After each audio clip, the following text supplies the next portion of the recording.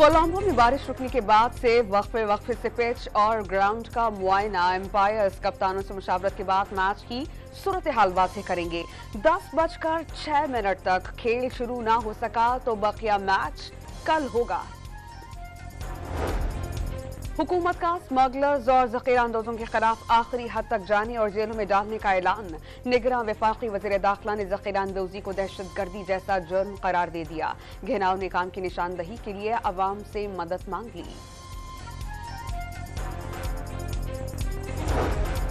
और कला अब्दुल्ला में पाक फौज, रेफसी, लेवीज और एंटी नार्कोटिक्स फोर्स का इंसदाद मुनशियात के लिए मुश्तरका ऑपरेशन जारी। मजीद 20 गोदामों में जखीरा की गई मुनशियात को आग लगाकर तलफ कर दिया गया।